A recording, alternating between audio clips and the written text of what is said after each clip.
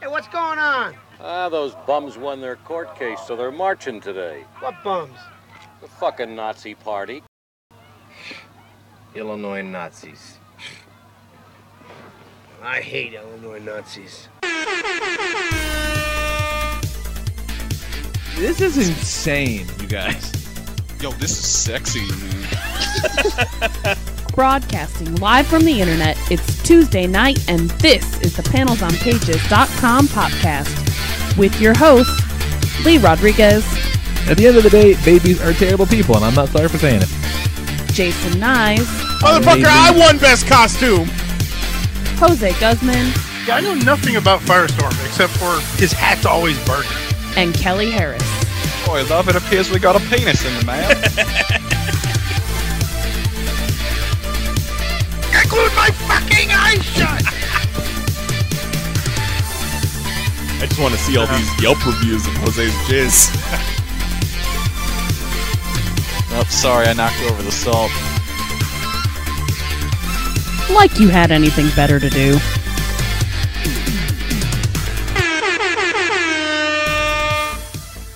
Hey, what's going on, everybody? Today's Tuesday, August 15th, 2017. These are strange fucking days.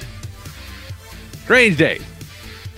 I'm your host, Lord Reverend Lee Rodriguez, and this is episode number 389 of the PanelsOnPages.com podcast. Find all our shows at pcn.panelsonpages.com. Joining me tonight, we've got Mr. Jason Knize. Back Pfeifen Gesicht. Jose Guzman. You ain't fooling nobody, Orlando Courthouse. I'm under your fucking games. And temporarily, at least, the esteemed Mr. Kelly Harris. What's going on, sir? They sure did give up on Baron Corbin. Oh, did he cash in? He cashed in and lost. Oh, no. Nah, that's okay. Baron Corbin sucks. He kind of does. Like, he was good. Yeah, he's terrible. He was good for that few months in NXT when he was having 30-second matches, but that's a damn shame. I just hate to see the Money in the Bank briefcase getting shit on like that. Yeah, no, that was the weird thing. I think they've realized they made a mistake. Oh, man. That's funny. Nah, you gotta just... When you put the Money in the Bank briefcase in a dude's hand like that, sure, they don't always have to win, but you go with it. Like, look at fucking Jinder Mahal. They didn't think that was going to last. That on paper, that's a horrible idea, but it's lasted, and it has improved. So you put the belt on the guy. Sure, he sucks at first, but he sinks or swims. So either he becomes a CM Punk or he becomes a Jack Swagger. Well, Ginger has successfully fended off a Money in the Bank attempt, so that's pretty nuts. good for him. That's nuts. Man, fuck Jack Swagger. I'm gonna have to watch. But why even give it to a guy? Just again, they've realized their mistake. Who else was in that fight? The options that could have won. Pretty much all the top guys on SmackDown. Yeah. So Owens, Sami Zayn, Nakamura. Shinsuke, yeah. Shinsuke hasn't won this motherfucker by now? Well, He's got a title match, but he's probably going to lose to Jinder. What? Yeah, he's in the title match at SummerSlam this weekend versus Jinder. And they're going to punk him? I don't know, man. Yeah, Hey, you can't hinder Jinder. Fuck you. He's going, and the train ain't stopping. WWE loves bringing guys up just to fucking make them hold paper, huh? Well, that's the problem. That's the problem. Is they're great on NXT, and then they bring them up, and they don't know what to do with them. It'll change. It'll work itself out eventually.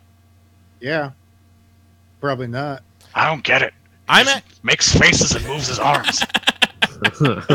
I'm actually pretty stoked for NXT TakeOver and SummerSlam this weekend, and then the Mae Young Classic airs a week from Monday. Oh, the Su Yung Classic. They finally released the tapes. No Su Yung. And man, I watched the CZW pay-per-view or events that you were talking about last week, Kelly. I watched that over the Yes. weekend with my brother, and what a weird shit show that whole thing was. Like, oh boy, that Janela Leo Rush match was good. I loved that match. Fucking mess.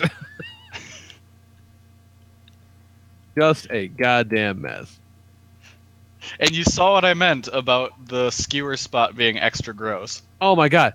Worse than the skewer spot was the sound it made. The skewer spot. Oh, it's so gross. Skewer so spots. gross. The skewer spot sounds like a kebab restaurant in a strip mall. It sounds like I need to go for lunch on Tuesday. But it's not. It was just poor Shane Strickland's face. But to answer the question you had, Knize, when we were watching all those live events, is like, what the fuck do they do when they come out? Like, what do they do with their music or whatnot? The answer? Nothing. Yep. they just kind of because it's not like they're airing on YouTube or anything. They're streaming on their own streaming service, or what is it? WWN they're streaming on. No, this was on High Spots. Well, You it's think on a there'd high be spots. something, but no, nothing. Not a goddamn thing. So yeah, it's not like they've got copyright bots on High Spots streaming, but Oh, I know. I But, you know, feel- Yeah, fucking and why most not? often, if they do end up like uploading the match to YouTube as like it's a special Best of Shane Strickland week or something, they usually cut out the intros so you don't get the music. Sure. Yeah, I think that's me being butthurt because, like, you know what? I can't put a fucking anything up without you to be like, no nickel for you. Oh, I'm testing our YouTube capabilities this week with part of our break, so we'll see if YouTube snags us for anything. But Like it. you also Like it. figure the commentators are talking over their intro most of the time, so it's not just the Right. straight music track, and you got the Right, crowd right. noise and such. Hey, ECW did it for years, so Yeah, somehow. And that's the reason why it took so long to go up on the network, was because they had to scrub all the music. Right, yeah. I loved when the network was first coming out, and they were like, all of your favorite wrestling unedited. I'm like, yeah, unedited, sure. You're not going to touch that whatsoever. Watch a New Jack match, it just feels wrong. It's just unlicensed rap music now. Like, they don't even have the rights to some of their own music sometimes. No. Nuts. What is it? Yeah, man. See what's going on. What's happening, Lee? You seem distraught. Just the world. Yeah. Lee's The goddamn world. Lee sent out a string of tweets this evening, which was some of the most serious I've ever seen Lee get. Yeah, I don't get sincere with my tweets lately, but goddamn. I'm not saying you're not sincere, but like serious, like not even a little joke thrown in there. No, I'm just not feeling very jokey as I fucking go through my Twitter feeds. Yeah. I did make one joke though. I did tell Nicole, I'm like, is this what it was like for ultra conservative people for 8 years, but they were just getting really hot about human rights and healthcare. Yeah. These motherfuckers are getting married. These sons of bitches are getting married. I don't know, but well, I have know a what? coworker who has a racist mom, and he walked in on her yelling at the TV at Obama, "You are a Muslim!" Oh. and it puts me in a weird spot. Again, living in the South, I see my fair share of Confederate flags, not a whole lot of Nazi flags, but they let them bitches fly. And I'm a big free speech person, always have been. You know what I mean? On the one hand, it's like, yeah, you know what? If they want to have their little fucking stupid angry white boy rally, that's fine. But then it's like, With their LARP shields. ugh.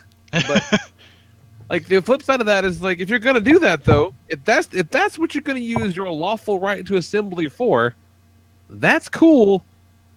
But then don't be surprised if someone punches you in the fucking mouth for it. Yeah. You can't just spout hateful shit and have no consequences. But then the other side of me said it goes, okay, well, violence will only beget more violence, so that's not good either. Yeah, You can't run the slugging fools. That's only going to lead to escalation. That's a good point until you go back and you think about how we solved this Nazi problem back in the 40s.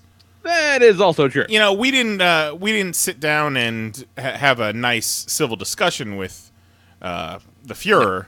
Which is, I mean, like, but it's so impossible. You can't have those discussions with these motherfuckers. Like, No, you can't. It's just they're garbage. They're garbage people. Every one of them just fucking garbage people. So I saw some stuff about these motherfuckers. These photos are losing their jobs and shit. I'm like, yeah, good. Fuck them. When If you're gonna have those beliefs, own up to them. Yeah.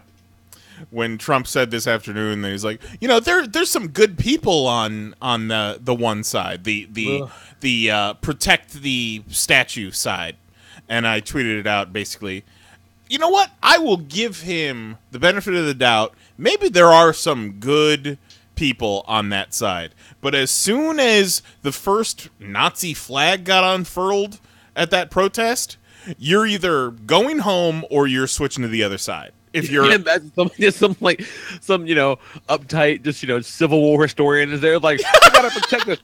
Wait, whoa. This Ken is Burns. not what I signed up for. What the hell? I like the Civil War, not the World War. Yeah, I made a analogy to Mary tonight. It's like, I fucking love pizza. Imagine if I went into this pizza place and I'm just eating the best pizza I've ever eaten in my life. I'm enjoying it. The ambiance is great. All of a sudden, 20 Nazis walk in through the door, order their pizzas, and then sit down at the table right next to me. First of all, I'm going to lose my appetite. Second of all, I'm going to start thinking that pizza isn't so great. And maybe I shouldn't buy pizza from that specific establishment. Hey, if you let them take away the taste of pizza, they already won. Ugh, it's awful. It's all awful. And it's like, and then in the back of my mind, I'm like, okay, look, real talk, self. We got what, 3 years and change left? Like, we gotta hold out for that. It's gonna be okay. No, that motherfucker's gonna try squatter rights. He's not going nowhere. It is going to be. We're gonna try to repair some of the public lands and shit. We're gonna fix it. It's gonna be okay. We're gonna get there. It's gonna be fine. Yeah, it is going to be a struggle up to the last millisecond.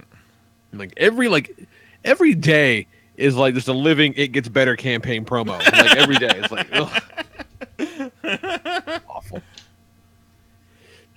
But otherwise, what's going on in the world? Let's see, I had my jiu-jitsu tournament this Saturday. Yes. Yeah, you did. I got my arm fucking wrecked, son.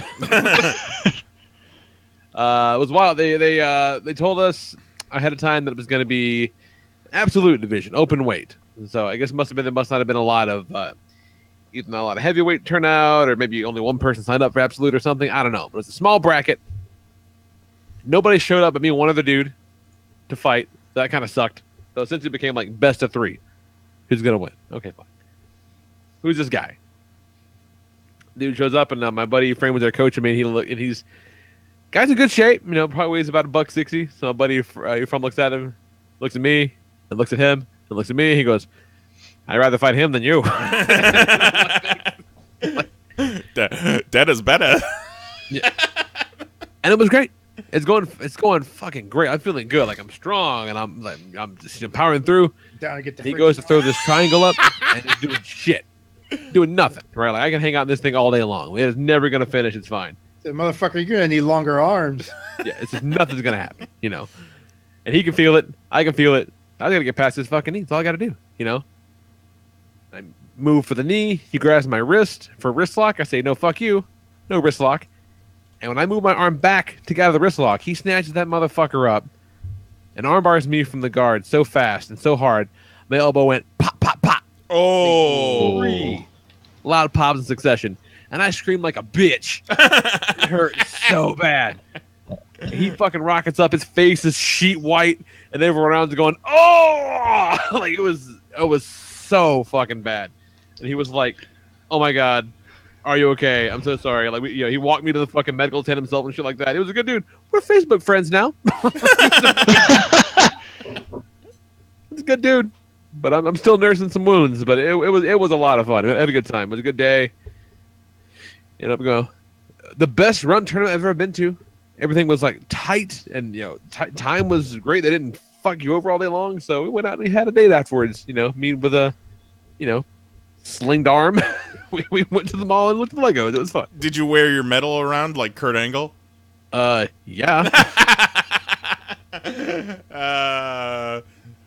Look, you win a medal. You wear the medal for the day. You just do. You just fucking do. But yeah. Other than that, man, not a whole lot going on except now we got fucking ants. We got ants. We got ants in the house. Are they in your pants? We've dealt with ants a couple times the past week. We have never had ants, and like the Nazis only, drive them out. Bathroom. So like, I went to put Jax in the bath yesterday, and I'm just like, no. Wait, the fuck? What? Huh? What? Were they Ants came pouring out of the faucet. they were pouring all over the like the cabinet above the bathroom, the toilet. I don't know what the fuck they were doing up there. Like, what was attracting them? But we, sure as shit, there they are. So we, made the pack. I'm gonna go get the stuff to kill the ants and all this stuff, and this fancy schmancy bait stations and gel and whatever. And I come home and Nicole has completely emptied the bathroom because she's so skeeved out.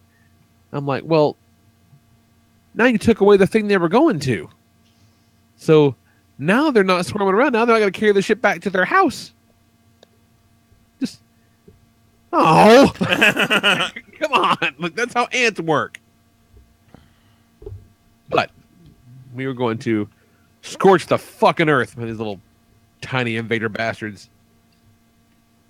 Not in my house, god damn it. I don't think so. Not on my watch, bitch. Yeah, I have a little side table where I sit on the couch, and I had left out a plate from, I think I made some like cinnamon toast. And, did it crunch? Oh, it was crunchy. And I left the plate out overnight, and I go and sit down, and there's just ants just all over this plate. Yeah. And I look, and it looked like they had crawled out of the electrical outlet. Oh, God. Like they had come up the side of the building and crawled in through the electrical outlet because they smelled cinnamon toast. Oh, no. And then, little fuckers, man. They're resourceful. The best thing about ants is even if you get every single one of them, you just feel like you've got ants on you all the time. Yep. I was at my desk at work today, like, scratching. Like, oh, you dumbass. Did you, Lee, did you watch Rick and Morty this week? I got halfway through and I was so tired last night. I got to pick it up and watch it tonight. But you at least saw a million ants. Yes, yeah. Yeah. So good. Yeah, I enjoyed that episode, though. The only two episodes I've seen are that episode and the one we watched at Mahoney's. I love it so much. Start from the bottom. I don't think we watched it on PlayStation View. I don't think they have all the episodes. What is it on? Is it on Netflix or Hulu? It is on Hulu. The first two seasons. Yeah. And I would highly recommend starting from the beginning, just because it's fucking solid. It's all good. Yeah, it has some good moments. Very clever. That's about all I got, man. Picked up some primes, filling with them right now. I got so we're up to 74, I think 74, 73, 74, something like that. So, goddamn, what is the American record of Prime Zone? Oh, I don't know. I saw a kick-ass picture on Twitter the other day. Somebody had it was impressive to look at. It was nice. A lot of fucking primes. It was a real nice setup. You probably don't beat the Asian out. No, definitely not. That's why I'm sticking to America. Yeah, but even then, like, it's not like I have, like, I don't even have like all of them, much less like these crazy fuckers that have multiples or whatever. Like, yeah, I'm not counting multiples. I'm actually nowhere near close, believe it or not. Like, there's a ton of them. Multiples don't count. Yeah. Like I was just talking about with Goat the other day, how they made this weird one. Do you guys remember lemon Pepsi? Yes. Yeah. Or no, Pepsi Twist they call it. That was it. Pepsi Twist they called it. Yeah. Oh, you've got that one? I know. I do not have that one. That's what I'm talking about. They made one that was so it's a G1 cab and it's in the Pepsi color. So like the kind of the wavy glow pattern. Which granted, the blue and red is not a huge leap, but that's what they got. And the trailer, instead of being like the semi trailer, is it's basically just modeled to hold like a 1 liter bottle of Pepsi Twist on its side. And so that's a thing they sold at some point. And that thing's worth like $400 fucking. I'll never have that because I don't give a shit. But they made all kinds of weird ones like that. Made one that's like an iPod dock and just every possible color combination. There's a ton of that shit. That's pretty good. And as Zoe once told me, it's like top 10. So, little asshole. Well, you at least got Tennessee beat, right? Like you Probably. are King Probably. Prime of Tennessee. I'll take that. I'll put my shit up against anybody's around here. I'll be the prime champion of the region. I'll go southeast. It's my territory. What's got going on, Kelly? What wrestling have you? I got a quick question about all this wrestling. Yes. So you're watching like New Japan, right? That's yes. They run the G1. Yeah. So is the G1?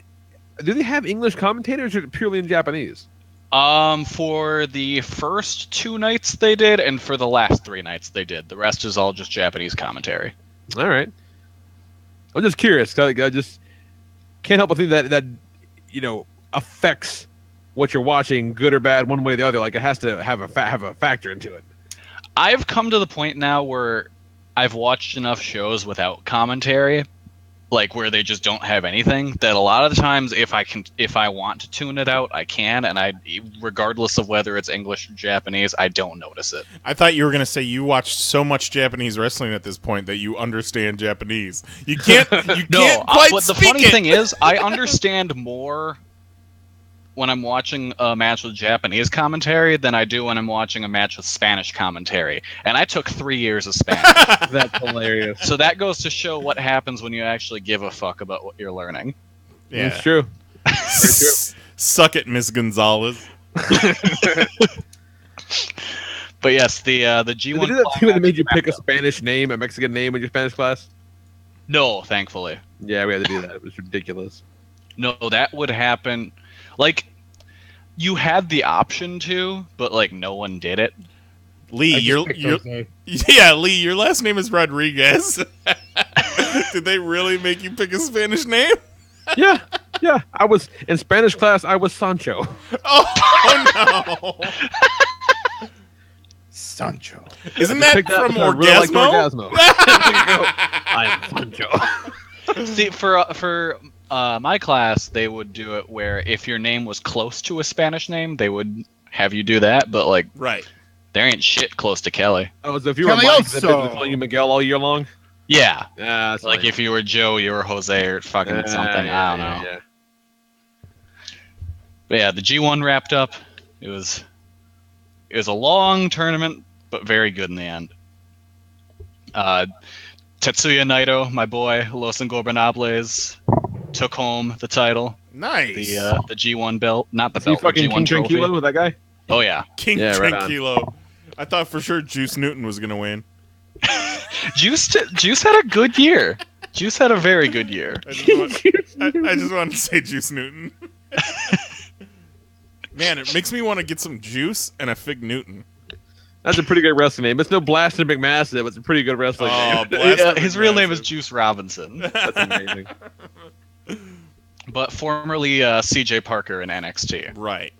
who left NXT realizing he wasn't going anywhere, and then went to New Japan and came up through the dojo and has now turned himself into an awesome wrestler. Yeah. No, good for that guy. Yeah. CJ Parker, who pretty much invented the alt left.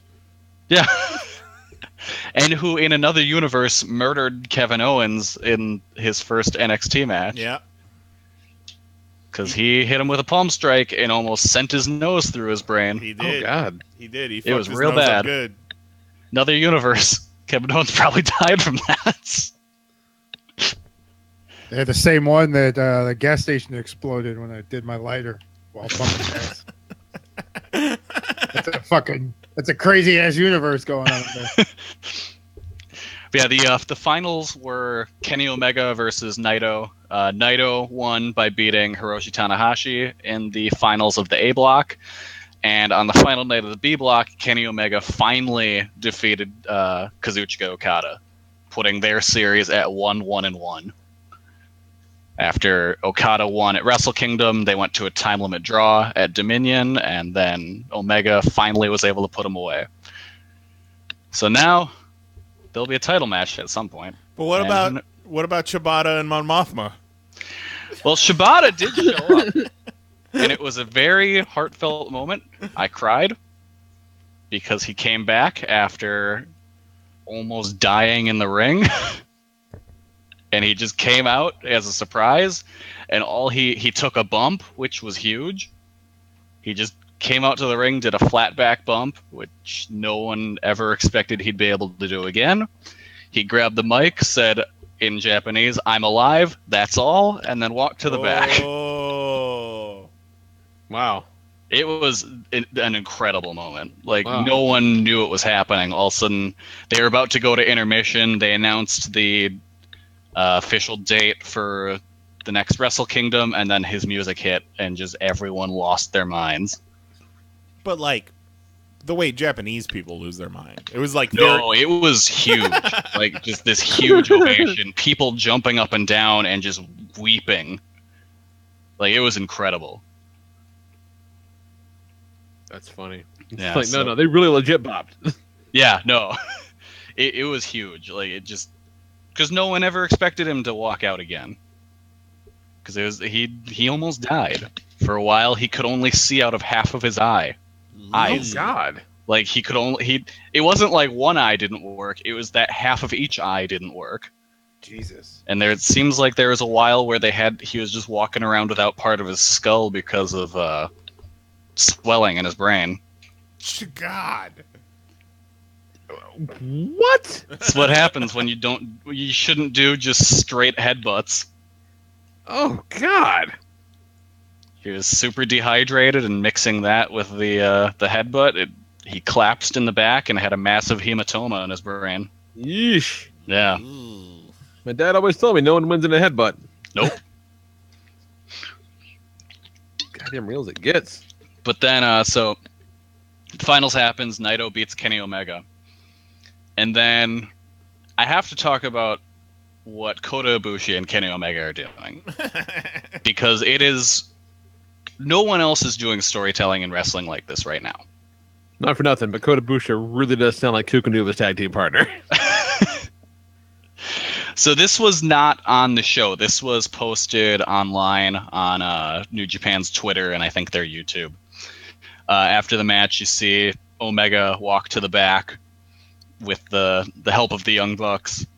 And as he's walking through, the photographers and stuff are there taking pictures. And Ibushi is waiting for him in the hallway. And the Young Bucks kind of back away. They give him a moment. Ibushi walks up to him. He puts a towel on Omega's shoulder. Omega stops, puts his hand on Ibushi's. They share a glance, and then Omega just walks off and throws the towel on the ground.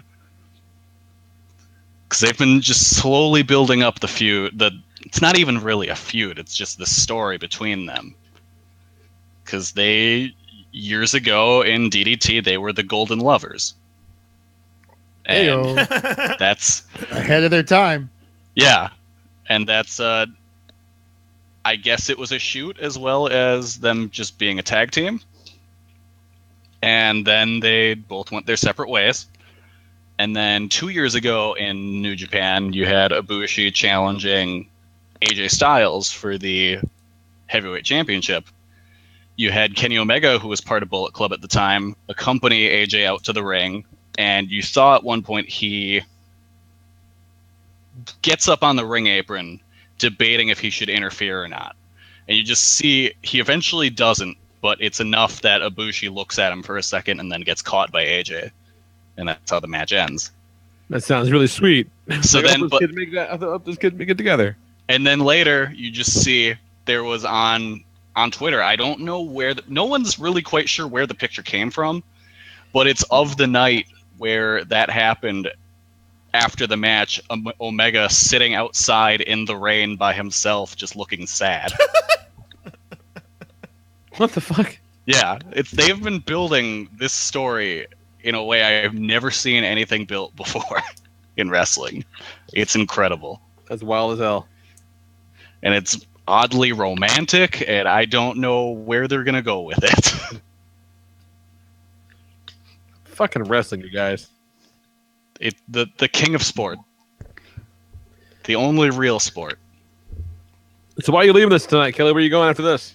I have got to go work the DC Batman Metal Midnight release. Ow, metal! Yeah! Ow! So what's the word on this metal, Kelly? How you feel about it? What's happening? What's the vibe? What's the word on the street? It sounds cool.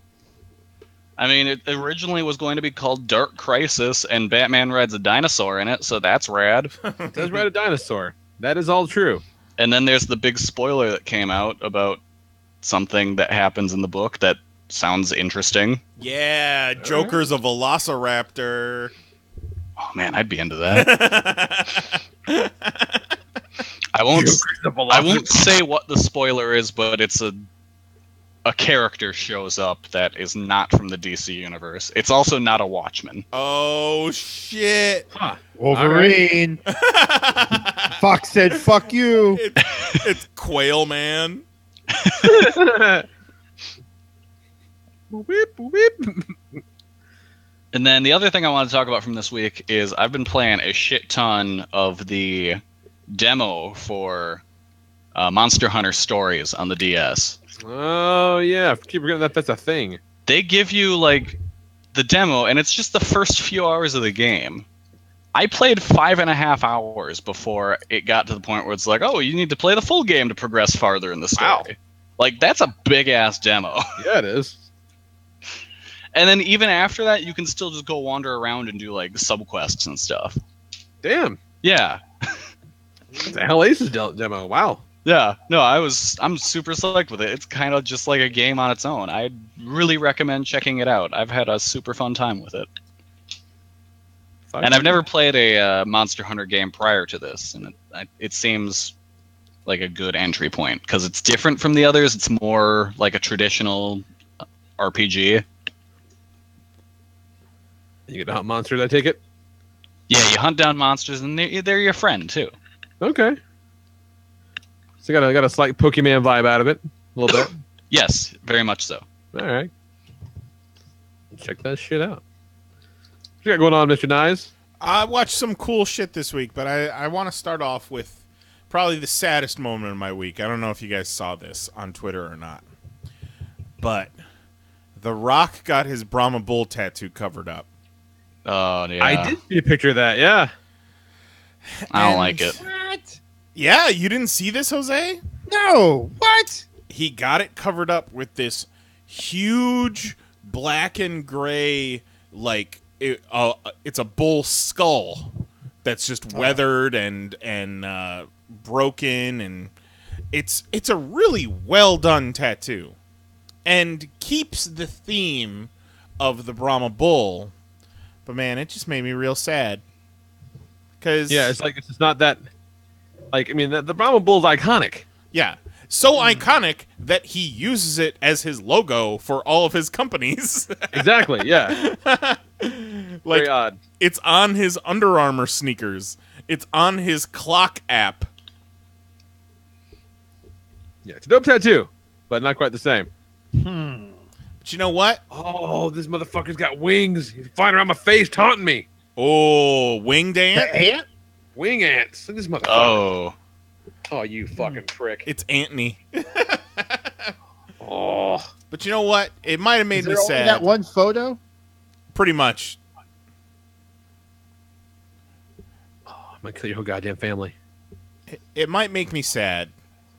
But it's not making me sad to the point where I would go out and protest The Rock covering up his Brahma Bull tattoo.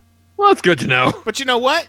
Maybe he's so swole the tattoo looks itty bitty now. I mean, it's old and You know what? it's not the greatest tattoo in the world, but still, it's like, man. And also, you think about movie roles. Like his left arm, it's got that huge Samoan tribal stuff, and like that's tough to explain away as for any movie character. I think airbrush his whole goddamn arm. Right. Like, you're adding more tattoos to Yeah, but at this point, I don't think he gives a fuck. It doesn't about matter. He just plays the Rock covering it for anyhow. real. He said, "I'm Black Adam in a non-Shazam movie." That's what I fucking think. You know what? But I love The Rock, and I'll always love The Rock. I wouldn't, however, love The Rock if he covered the Brahma Bull up with a giant swastika. No, sure wouldn't. That would make me rethink my love of The Rock, you know? Honeymoon's over. Yeah. But yeah, watched a bunch of cool shit this week. Put on Mars Attacks because I figured, you know, that might be best case scenario. And then as of today, it's kind of like I want Mars Attacks. We want that to happen at this point. Good one. It's on. I believe I watched it on Hulu or maybe Netflix. I hadn't seen City Slickers in probably 20 years. And City Slickers is one of those movies that we had on VHS when I was a kid. And we watched it at least once a month. And it was like one of our family's favorite movies. City Slickers 2 Legend. Shit. City Slickers, huh? Yeah, City Slickers 2 Legend of Curly's Gold. Not as big a part of my life, but still, you know, it's worth watching. But I just kind of had to sit there and watch City Slickers. And I tweeted this on my Twitter. It is essentially the Ghostbusters of the 90s. Not counting, like, Men in Black later on. Not because it's involved with the paranormal or anything, but it's a perfect comedy, well-written, great tone. There's some great dramatic aspects of it. And it's just against this backdrop of a bunch of yuppies doing a cattle drive. See, I do not have these fond memories of City Slickers. I gotta go watch it again because no one has ever spoken so eloquently about City Slickers in my life. But like, think back to when City Slickers came out. Jack Palance won an Oscar for that movie, didn't he? Or at least, he might have. Yeah. He won an Oscar and then did one-armed push-ups. City Slickers. That's City very Slickers. true. It's essentially the reason that Billy Crystal hosted the Oscars for almost a decade. That movie was huge back then. What the fuck, man? How do I not? But it kind of just fell by the wayside as far as, you know, our collective consciousness goes. Rolling. Boy, my ass is rolling. Yes! I crap bigger than you. The whole, he's behind me, isn't he? That's a bit I still use to this day. Anyhow, I love City Slickers. Oh my god. Okay. You're not lying. So City Slickers had a production budget. Granted, this is 1991 money. But City Slickers had a production budget of $27 million and grossed $179 million worldwide. Yeah, 1991 money. That's nuts. Jesus. All right. And apparently it was bigger than I thought it was. Both of those are on Hulu if you're interested. Come at me. Watch City Slickers and come at me and tell me what you think. Other than that, also on Hulu is I Am Big Bird. Have you guys seen this? No. It is the documentary about Carol Spinney, who played Big Bird and also played Oscar the Grouch. I didn't realize he was also Oscar the Grouch. So it's a really great documentary following Big Bird, isn't he?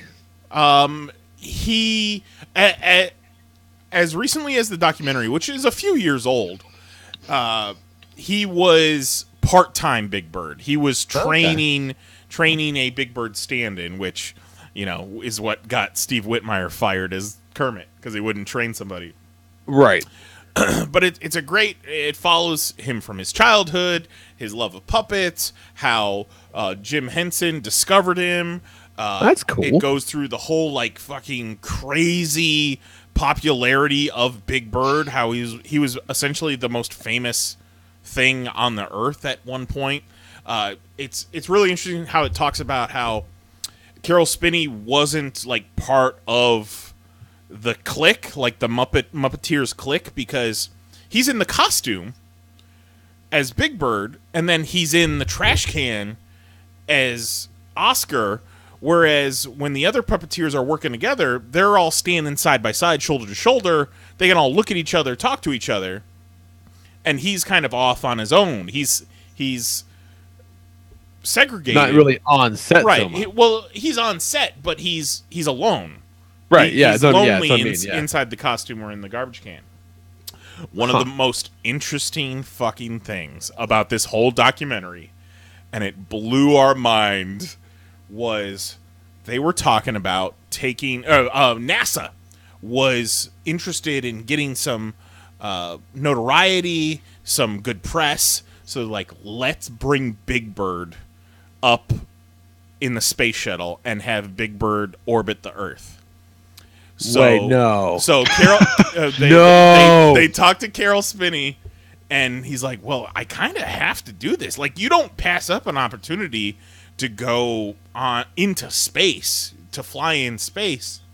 Turns out, the Big Bird costume was too big to fit in the space shuttle, so he could not go up into space, and they replaced him with a teacher. And the flight he was supposed to be on was Challenger. Oh my god! Jesus! You said space shuttle, and I fucking knew that's where you were going. Like, I'm like, no way! I had no idea. As I'm watching, it took us both by surprise. Oof. I was in my backyard watching that with my mom when that happened. That's crazy. I saw that shit. 2013. Like the actual thing? Yeah, we were looking Jeez. outside watching it from our yard. Yeah, because from Orlando, And you that can that shit happened, and like we went inside. She turned the news on. It's like, holy shit! Yeah, Wow. From Orlando, you can see shuttle launches from standing in your front yard. Like, you don't see details, but you can see the launch. I used to watch a bunch from my front yard. So yeah, I thought That's crazy. I thought that was real fucking interesting.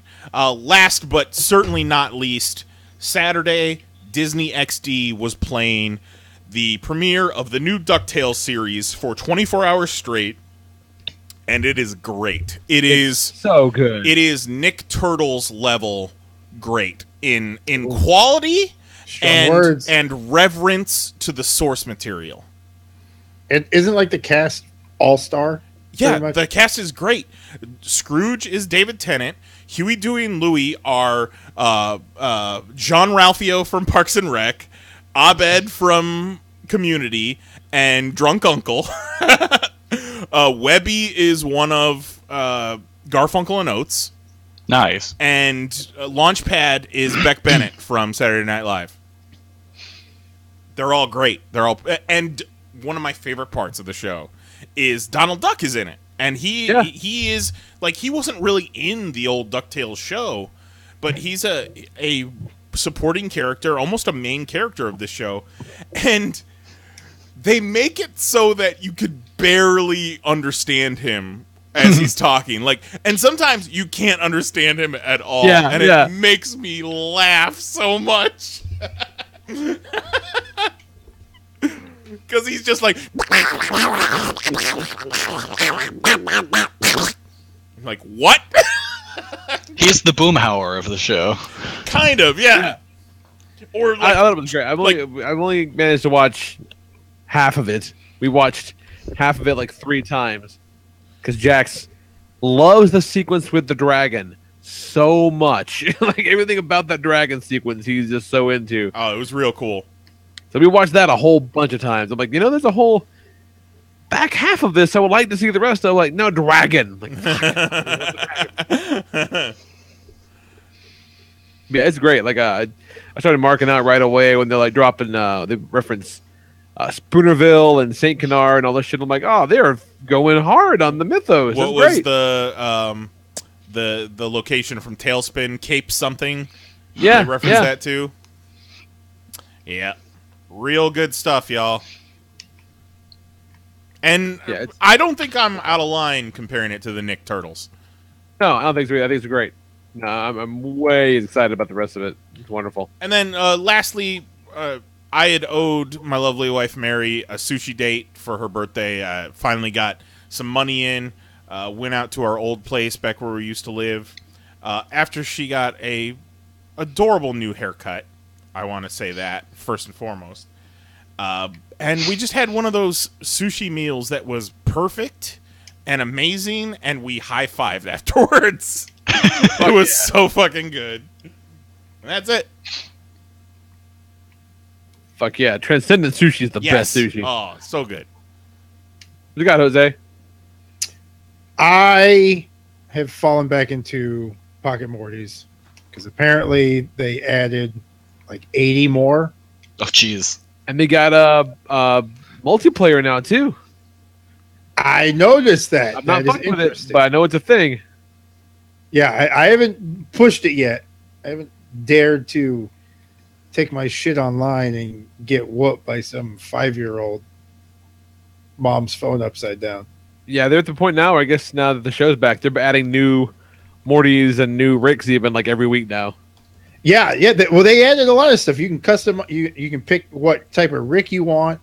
All kinds of new crazy shit. It's a good game. I was worried. I was like, oh man, because when I was done with it, I put too much time in it, so I deleted it from my phone. So when I reinstalled it, I got a new phone since. I was like, I wonder if I got to restart. But apparently it kept my tag, fucking threw me back in that bitch with everything. It's beat still. So now I'm just Morty hunting. Said, fucking, I'm going to find you. The Pickle Jar Morty. Pickle Jar Morty? Yeah. Rat Coat Morty. Concerto Morty. They have a series of like Renegade Cop Morty. There's like Rookie, Hard Boiled, which is pretty much, it looks like fucking Die Hard. That's great. There's some good ones. Right now I have my Rick as the Karate Kid Rick. That's awesome. He's got the red suit. I was running him around as, I can't remember what movie it's from, but it's the Sean Connery where he's like in like a red bathing suit and Oh, we're like yeah, the high thing, yeah. Oh, Yeah. Zardoz. Zardoz. Yeah. They have a Morty or a Rick like that, so I was running around like that. I was like, this is fucking ridiculous. Yeah, it's a damn good free game. It's one of the best. Yeah, no, for free, it's the shit. And like now you can work your Mortys out, put them in like a boot camp, and then while you're out, they're like leveling up in the, for a while. in the You haven't background. played in a minute. Yeah, no. I stopped once I beat it. I was like, I'm done. Fucking, I gotta drop the crack. Man, sometimes when times are tough, you just got to work your Mortys out. Gotta work them. Gotta work the Mortys. Well, if we can wrap some things up as is planned, someone's going to be Batman here in a second. Oh, Yeah, I know. I haven't been Batman in so long. I'm so excited. I told the lady, I was like, look, when I'm Batman, don't bug me. The city of Gotham needs me. And I can't let the people of Gotham down. Like, hey, Jose, I'm the Bat. I need like a on-air light. don't fuck Don't with you say we're gonna be in the fucking Bat? don't fuck with those Riddler trophies though, man. Just watch the alternate ending on YouTube. Yeah, for Arkham City, It don't is. or Arkham Knight, don't fuck with the Riddler It trophy. is It's not worth it. Worth it. Is that what you're talking about, Arkham Yeah, Knight? but I don't care about the ending. I just need the game 100% beat. Otherwise, I'm not Batman. Well, you can't I'm some get poser. it. You can't get it 100% unless you do all the Riddler trophies. That's the point. Oh, it's not No, worth it's it. not worth Yeah, it. but I'm not beating it to like get an extra ending. I'm beating it so that I see 100%. Oh, it's that's It's sick. so hollow though. That's sick, man. That's sick. It's gonna feel so I- empty when you're done. I've beaten every Batman on 100. So have I, and nothing pissed me off quite like ending that one. I got to do it. I'm with you. I understand. I completely get it. But I'm just saying, man. Trying to talk to you as friends here, Jose. Yeah, we've both been there. Well, okay. I'll keep it in mind that if I'm having some, that I'm just like, you know what? Take a deep breath. Yeah, not if, but when. When it stops being fun. Yeah, No, it I'm doesn't get any already better. not. I'm already not looking forward to all these tank battles. I know I'm going to have. See, I wasn't such a downer on the tank battles as a lot of people were. Yeah, but I heard Okay. it was cool the first 40 times, but then it's like another tank battle. No, the tank battles were cool. I just I hate that the tank battles took the place of the really interesting boss battles. That's gay. I didn't even realize until I was done playing. I'm like, wait, there were no boss battles in this game. That's kind of lame because the Arkham games had great boss battles. Yeah, they did. The Deathstroke one was one of my favorite. Yeah, none of that. But the tank battles are cool in their own way. Like I said, I think I said when it came out that it was like the best and worst Arkham game at the same time. So yeah, good stuff, man. Fun. I'm almost there. Excited for you. Not there yet. That, and I think the fucking Orlando courthouse is trying to pull a fast one, guys. So I alluded to it last week, and then I forgot to tell the story. But I got off of jury. Oh, that's right. Yeah, Call of jury duty. Oh yeah. It was pretty cool. I guess just put that you're being sued when they asked that question, and they're like, oh, okay. Wow. We don't need this guy. So I got out of it, but I had a thing with something else. So I was at the courthouse. They were like, while you're here. While So we got they have like this blasphemy, not blasphemy. I can't even think of the name. Like a little display of like historic downtown Orlando-ish type blah blah blah blah blah. And they show a picture of like this old furniture store that used to be on the corner of something and something downtown. Fucking chair. like a ridiculously large chair that was on the top of the building. Like that's what they were, it was a photo thing, when somebody drove by, they're like, holy shit, it's a big fucking chair. Took a picture. This is back in the day. This is like the 30s. People are amused easily with big chairs back then. like an adult took with a big ass chair. Remember Yeah. back when chairs were the shit? Man, I'm still all about chairs. There's the bullshit. There's one of those in Lynchburg, where like right down the road from the Jack Daniel's distillery. Big ass chair. Did you say Lynchburg? Yeah, Lynchburg. God damn it. That's where they make Jack Daniel's whiskey. I bet you there's not a single Confederate statue in Lynchburg. Not a one. Definitely not. In fact, the giant chair is made out of Confederate statues. So while we're waiting to hear from the man, where I'm looking at this thing, and I noticed that there's two different pictures with a chick in it, and she's doing a pose, and it's a reporter for one of the newspapers. But as I'm looking at two pictures, one's a close-up, and one that's like from the street that shows the whole building. And I'm looking, but it's the same pose of the woman, like the exact same pose. Like they just took the chair and shrunk it and put it on top of that building. But like the roofs are different. The angle, it's off. It's not the same roof.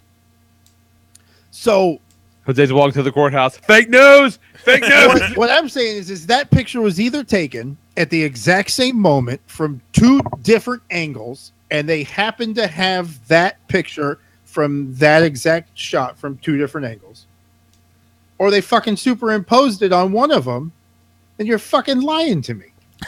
So I'm calling you out, Orlando. Fucking faking your history. Oh my god. I took a picture of it. I'll fucking send it to the pop check because I don't know how to go from my phone onto the YouTube thing.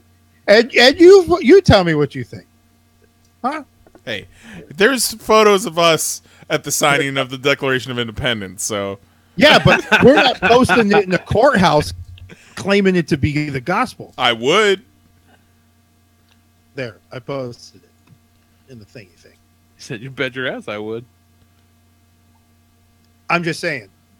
I call fucking bullshit on your history, Orlando. What's in Antarctica? God damn it! Why won't the CIA let me on their roof? Big ass fucking chair. That's ridiculous. How can you even tell that's the same pose? That smaller picture Because is so look at it. It's so much smaller. That's how you can tell. Look at it. The phones are smart. You can make the picture a little bigger. I'm looking at it on my monitor. How big was this I don't picture know. in person? That looks like they'd sit there. No, I'm not saying you can't sit there. I'm not saying that. Yes, that is a picture of a woman sitting in that chair that's on that building. I'm not saying that doesn't exist. What I'm saying is there's two different pictures. In both of those pictures, that woman is there in the exact same pose. Isn't it possible? Isn't it possible that they merely took one section of the photo and enlarged it so you can see more of the look chair? at the roofs. The roofs are different. Look at the ledge of the roof. When you get to talking like this, I expect you to start telling me about Tower 7. Hey, man, that shit was blown up. No, but seriously, how big were these pictures in person? Big pictures. That's a stand. That's a wall. It's a wall case. Oh, it's a wall? Okay, all right. In that case, I can see how it might not hold up under further scrutiny. Yeah, that's a big fucking picture. Look at it. But the roof is different. Look at the roofs, man. And that chair that's in between the two pictures doesn't look nearly like anyone could sit into it. What is that, a chair for ants? But next time you're down in the courthouse, find it. It's next to room 130.20. Sure, I will keep that in mind for the next time I'm at the Orlando courthouse. A regular stop. Yeah, Hey, maybe, man, you never know. maybe I'm getting something notarized. Yeah, that the picture's a fucking fake. I'm on to you. Fucking funny. What a weirdo. I had nothing else to do except for trying to bring the city of Orlando down. Jesus Christ. I was bored. So Not the one telling lies here. So did you? So did The you win? city's on trial. Did you win? Ridiculous. Oh, shit. All right. That's all. We got any mail? We do not have any. This is the first time in a while we do not have any. Aw, mail. damn! Joe Wang didn't send in a exhibition match. No exhibition game. Dang! That's all right. That's right. You just send us in some stuff to popcast@PanelsOnPages.com or leave us a voicemail 616-951-1POP. Did you check the voicemail? I did. Turns out we got one from like mid-July, but we were like balls deep in. Oh yeah, wasn't it Just Wise talking about Spider-Man?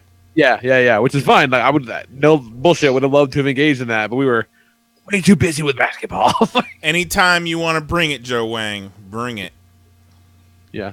And I looked at my mailbag. There's nothing for Crisley. we will run this shit back. But ever since last week's episode, man, that chaps my ass, that decision, you guys. Kelly was the only one on my side. Yep. Oh, I know a chapter ass because I kept getting Facebook notifications a fucking solid week after the fact. Fucking guys and your fucking rules, man. Just saying. I believe in relaxed rules finals. Yeah, we're not animals. Well, that's fine as long as we're told. If we all agree on relaxed rules, I'm as relaxed as it can get. I don't even need relaxed rules. She's invisible. How much more relaxed can invisible be? All right, we can't get into this again. Kelly's got to go. Oh, Kelly, you're gonna be late. Nah, it's okay.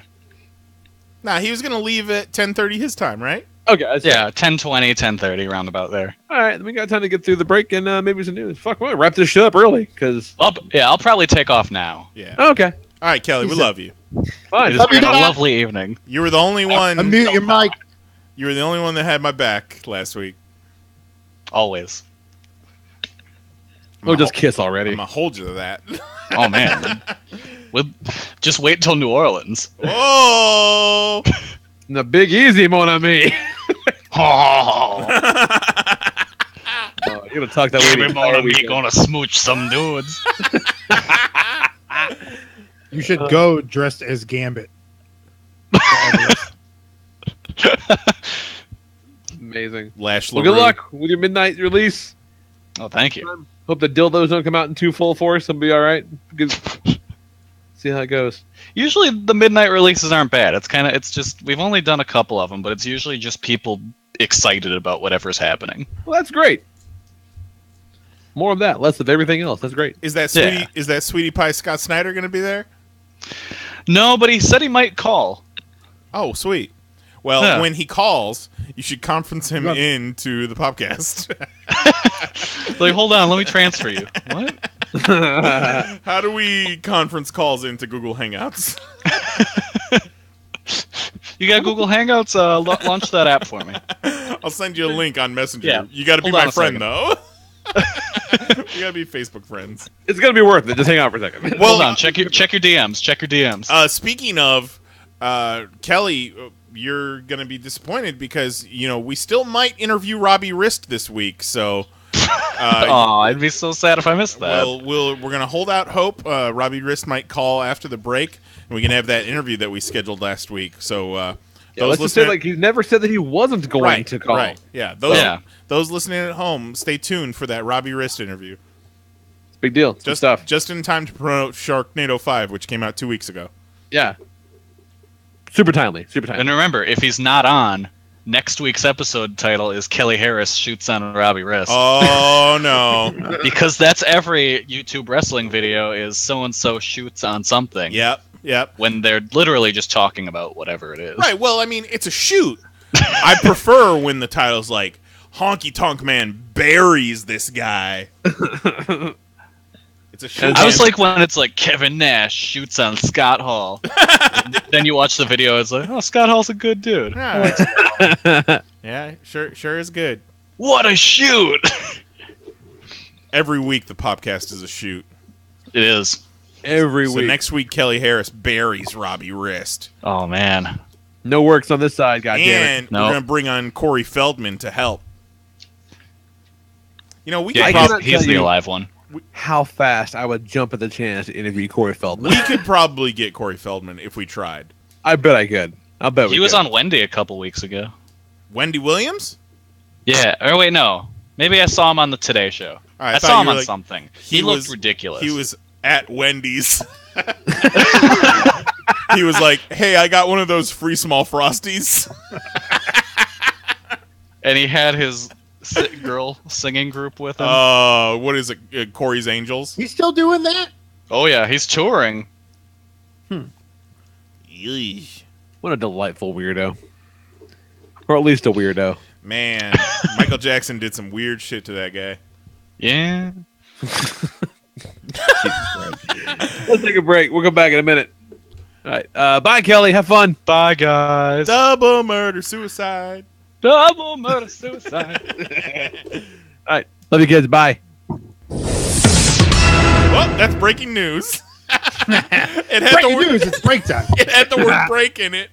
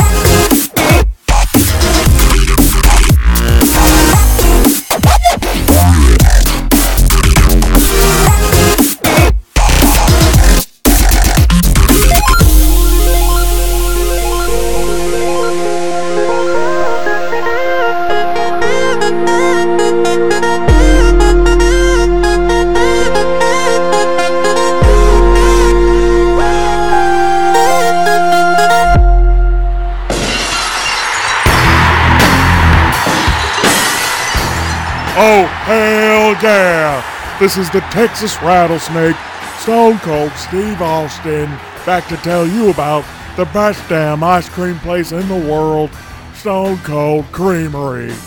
We take your favorite ice cream flavors, mix them together with your favorite toppings, and you eat that sumbitch, you little SOB. Austin 316 says, we're proud to announce the opening of 5 brand spanking new Stone Cold Creamery stores in your area, with locations in Death Valley, Dudleyville, Truth or Consequences, New Mexico, Bad Street, USA, and parts unknown.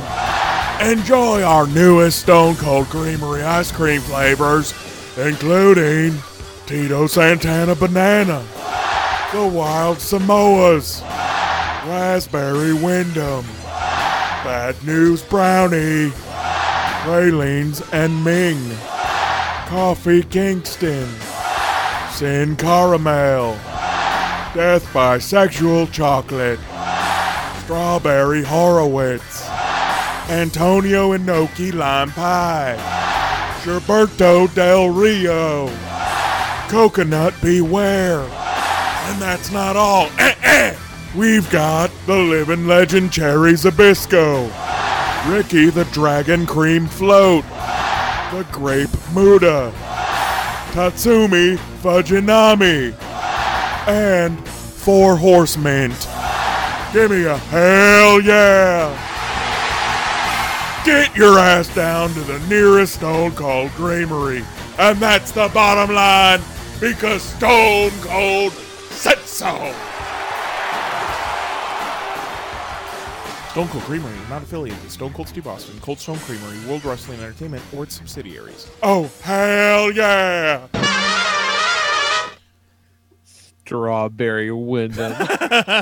We'll see if YouTube has anything to say about that one. Surely not. Fuck 'em. No way. Because I feel like the music was only playing on its own for probably 2-3 seconds before the voiceover. Yeah. So we'll see. We'll see what happens. Parody, bitch. It's going to be okay. I want to pull some of our classic Popcast bits and start throwing them in the breaks, just as long as they're not going to, copyright ding us. Yeah, for sure. Good stuff. So, copyright dingus. So I didn't write news. I did pull 4 stories because... Well, you came up with the name of the night show. Copyright Dingus. Copyright Dingus. That's what tonight's show should be called. Okay, I like that. You know what? I like that. Name every episode. I like it. Like based on the joke of the night or whatever the fuck happens. Good shit. Tonight, we'll make a Copyright Dingus. Copyright Dingus. So I dig it. I won't even play the news sounder, but let me go over some of the stories that I pulled. First off, yesterday they had a stunt woman die on the set of Deadpool 2, which it's always tragic to see that. Yeah, that sucks. And I feel like it's happening more and more lately on some of these big action movies. She was Domino? Yes, she was Domino. She was doing her first stunt. She was set to film. That sucks. It was set to be her first film stunt. So she was maybe she was a total rookie, and this was her first one. But it was a motorcycle accident, and she was not wearing a helmet. So they have shut down production for the time being while everybody mourns. That's too bad. It's not. You can't really make too many jokes about that. Oh God! You know what you can do though if you're CBR? Yeah. I clicked this article and it goes, guys, sorry, but it's really sad news from the Deadpool story. You pricks, come on. But the intro music was sad. It was like, yeah, right. Yeah, I opened up all of the news links in tabs during the break, and of course, CBR. But to their credit, out of the 5 links I opened, only one had an autoplay video on it. So that's good. Those are good odds. Not bad. I'll take that. And now they don't have autoplay audio, I don't think, on Bleeding Cool. But now Bleeding Cool just has random videos at the top of all of their articles that like don't pertain to the article whatsoever. They were at 5 points. Bleeding Cool was? Sure. Yeah. Why not? I still don't know. I didn't recognize them, so I don't know who they were, but they put a video out. Well, they were there. They've got correspondence. Peeps. You know, Rich is in England, so you wouldn't have seen Rich. They put a video out, huh? How was it? Yeah. I've seen better. What a snob. No, I'm serious. No, I got you. So, I mean, you know, I'm not blown away. It didn't. It's not the best coverage video I've ever seen. So I've hit play on better videos. But yeah, R.I.P. Joy S.J. Harris, stunt woman on Deadpool 2. And that sucked. Like in the beginning, you know what I mean? Yeah. Like it's so Her early in first shooting. stunt. Like, that's gonna kind of haunt the set for the whole shoot. Literally. Yeah, that's normal. She's going to be a motorcycle ghost. Terrible. That's too bad. R.I.P. homie. Next story is Robert Kirkman and other producers of The Walking Dead are suing AMC, claiming AMC scammed them out of profits. That's on top of Frank Darabont suing AMC. And AMC is like really dicky in their response. These kinds of lawsuits are fairly common in entertainment, and they all have one thing in common. They follow success. Virtually every studio that has had a successful show has been the target of litigation like this. And The Walking Dead has been the #1 show on television for 5 years in a row. So this is no surprise. That's crazy. Although they do have an enormous respect and appreciation for these plaintiffs. Sure. Dicks. They need to end that show. This might be the fucking beginning of the end. Somebody lit the dynamite. I don't know how long that fuse is, but it's lit. Oh, it's straight lit, fam. Well, you know it. I still won't ever. Frank Darabont's my hero. Is my point. Yeah, that email was no Darabont email. Kirkman needs to let Darabont write the retort. On the topic, man, the more and more I see his face, the more and more I believe Robert Kirkman has, what do you call it, a Backpfeifengeist? Got one of them faces, man. That a little bit. One of them faces that just needs a good punching. Does have that a little bit. So yeah, it's rich people suing rich people, and fuck the rest of us, you know. To CBR's credit, they did try to dumb it down and kind of say this is this is what it means. But even then, I still don't give a fuck. Yeah, it's nuts. Gail Ann Hurd's part of it too. Yeah, hell, and then on the suing or yeah. She's a plaintiff with Kirkman. The guy that used to run it. What's his name? Glenn. What's her fuck? Glenn Mazzara. What they do? Talk after a panel. Together on a panel and said, "Fuck it, let's get him." Glenn Mazzara, they announced, is supposed to be showrunner for that Dark Tower series that is probably never going to happen. And I hope so. It was fun. Man, TV is easier and cheaper to do, but that movie made $30 million. Yeah, that's the thing. Ouch. It's making money. It didn't cost that much to make, so it's going to be profitable in the long term for sure. Because goddamn well, it's spent a nickel to promote the fucking thing. But it was weird. My mom and I watched it. We really liked it, but I don't know if we talked about this last week or not. If I did, you can tell me to stop. But it's one of those things where if you go in that thing not knowing what the Dark Tower is at all, I can see you not digging this movie because it takes a lot for granted. Yeah.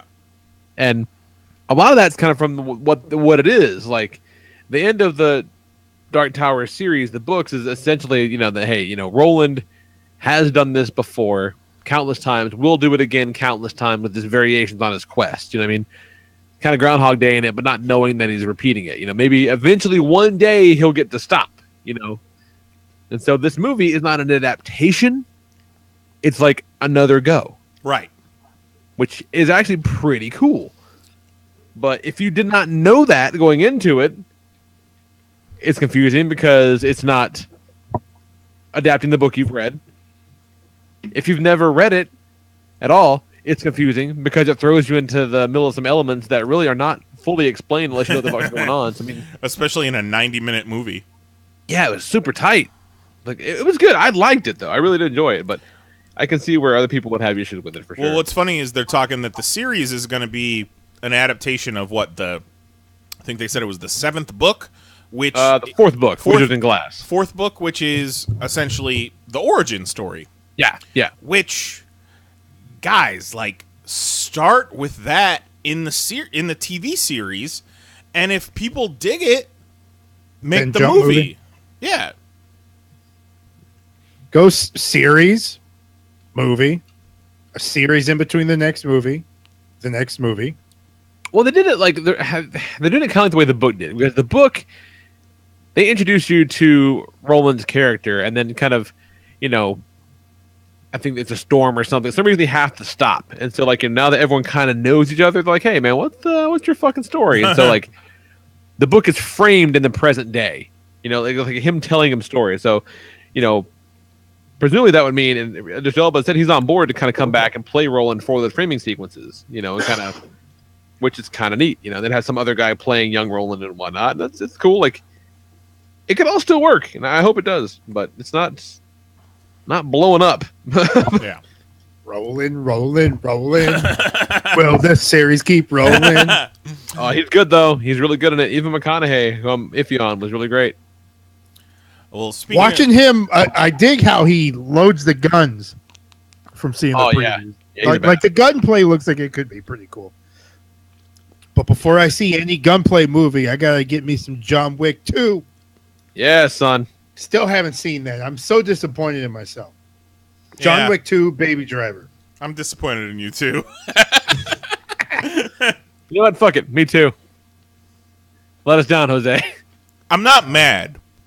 I'm just disappointed. Just disappointed. Look at next, nice. Sorry, I had a mouthful of great bubblegum Mootube, which is Aldi brand Go-Gurt. All right. Sound like you're eating a Pokemon. A mouthful of Mutu. Gobert Mutu.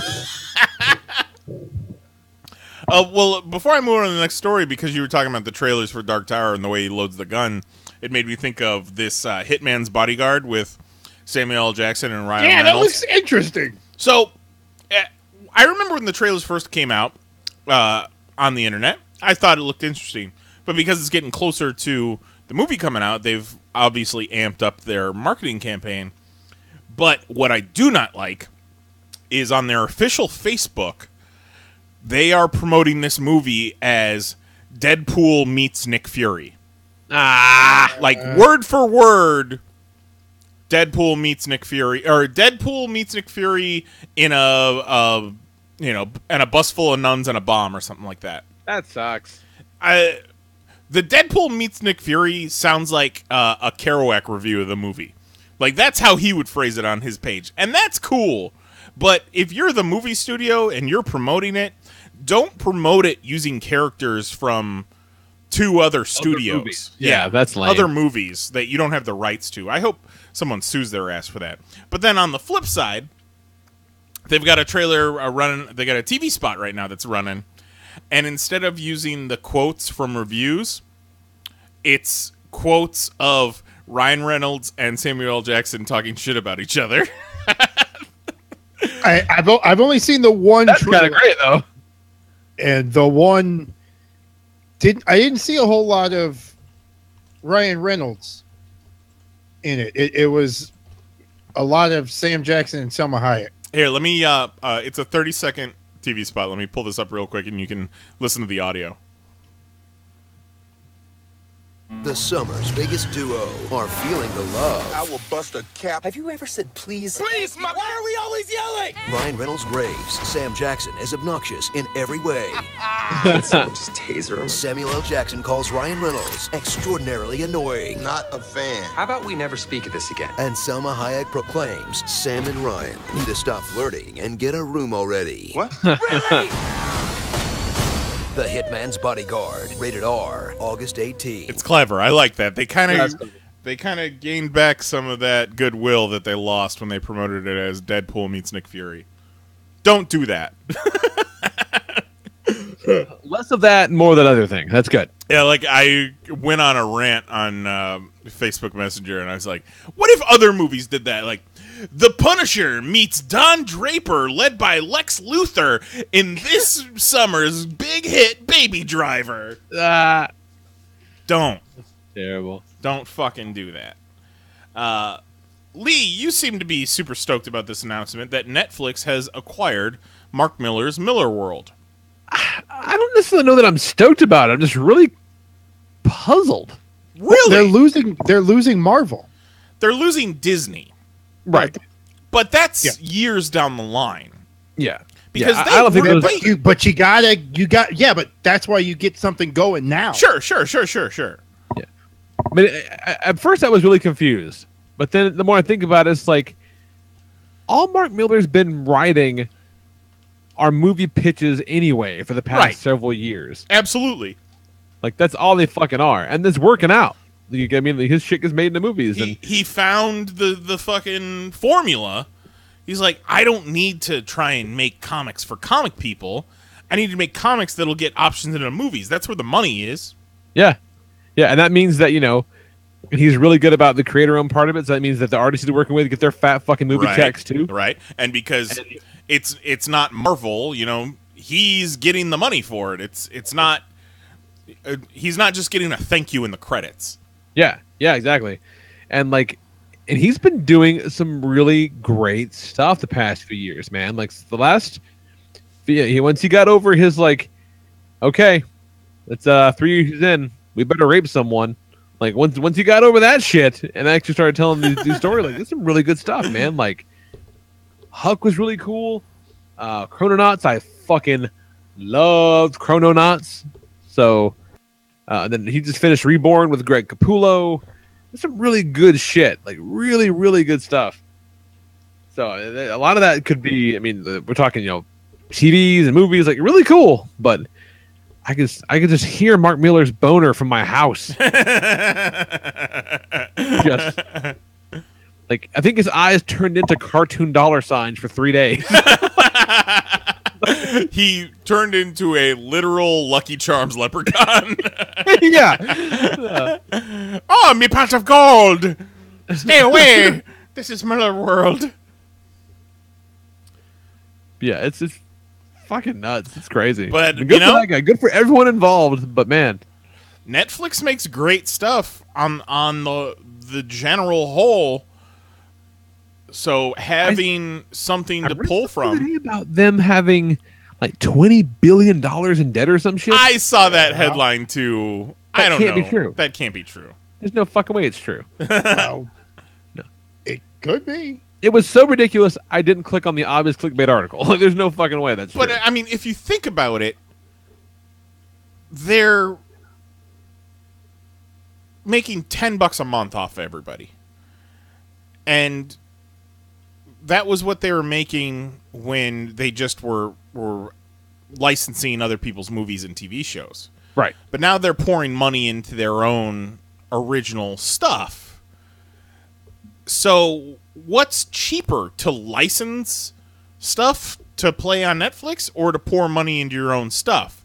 Because it's not like they're going to get a huge return on an investment, because people are still only paying $9 a month. It's not like one of these original series or original movies is going to make $300 million at the movie theater because it's on Netflix. But they can then license this shit out to other places, other regions, perhaps. Maybe Netflix isn't in Malaysia, so they're going to option out the shit for Malaysia, and they do put some of their shows out for some reason on Blu-ray and Right. shit. I mean, like there's other and merch and this and that. Like so, it's not without its logic. Like it's very interesting to see how it's going to play out. Oh, on how do you that, feel about this Disney shit that came out last week?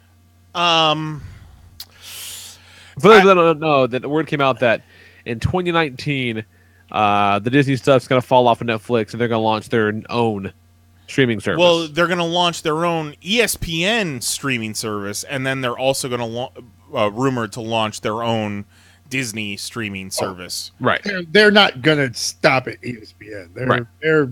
Their shit's open. Well, I think was it you, Lee? It was a bunch of people in our circle that posed the argument that eventually all these different streaming services are going to price themselves out of the market because people in this day and age don't want to pay for 10 different streaming services. Yeah, they're going to $7.99 this to death. Right, exactly. Yeah, at some point, you could just have fucking cable. People can stomach 5 And that's what streaming cable's services. hoping. Yeah. Exactly. DirecTV is just like, thank God. I understand that Disney wants full control, and there's the possibility that Disney could outpace Netflix. They want the full control and they want the money because, right? That's why. Why do you think CBS, one of the main broadcast free over the fucking airway networks, now has a pay service? Like the advertising money is not what it was. Like if they want to make money out, they're gonna have to get it $7.99 at a time from these people, and it's just gonna cannibalize itself. Well, like, there's a big TV boom, and the bubble's gonna burst. It has to. Eventually, there's going to be a umbrella service that you'll be able to pick like 5 or 6 of your favorite streaming services and just pay one flat price. Yeah, exactly. as cable re-evolves. Yeah, that's exactly what cable was when you can pick and choose. Well, I don't want HBO. I don't want Cinemax. No, I want this one. I want that one. That would be perfect for DirecTV to try and get into right now. Is make some deals with the streaming services and figure out a way to keep yourself solvent, keep yourself relevant, and that you having it all in one place. You don't have to have 900 different logins. And they don't all have like PlayStation or Xbox apps. They don't all Chromecast. So Right. it's like pick and choose which ones are going to work the way you want it to optimally. Like, yeah, we have PlayStation View, which we can only watch in our living room because we don't have a PlayStation in our bedroom. oh, if you just heads up for you and everybody else, if you do have like a Roku or something, there are PlayStation View apps on those. Yeah, we don't have. We're probably going to cancel the View because they're going to raise the price by $10 in October, and it's just not worth it. We watch more. They just raised it. Yeah. See that's what's going to happen. So they keep doing that shit. It'll be $40, and really, I watch Raw live, and then we watch The Simpsons and Diners, Drive-ins, and Dives. Pretty much, she watches. Right. She's been watching a shitload of BattleBots. Yeah, we had the View for a while, and it was cool, like being able to just turn the TV on. Right, exactly. Yeah. But it was cool. It was neat, but not $40 a month neat. Nah, especially when they don't have ABC or NBC live. Yeah, and then like they lost all the Viacom channels too, and that's huge. Yeah. Yeah. So. Yeah. Well, they just recently got CBS in our area. It also depends on your area. Yeah, it's an interesting time. Ugh, Lord, just wait it out, cable. You'll be all right. So swing back around your way. Well, they're gonna have to change their name. They can't be cable anymore. No, it'll be. Oof. Well, I mean, even DirecTV isn't cable, quote unquote. Right. Copyright Dingus. So yeah, currently we have Netflix, we have Hulu. She has Amazon Prime, so we've got Amazon Prime streaming, right, that we can watch. We've got the PlayStation View, and I feel like I'm missing one, but and we only pay for Netflix, Amazon Prime, and View. We share Hulu with my parents, Sure. and they bogart off of our Netflix. But still, we're still paying probably $60 a month for quote unquote television.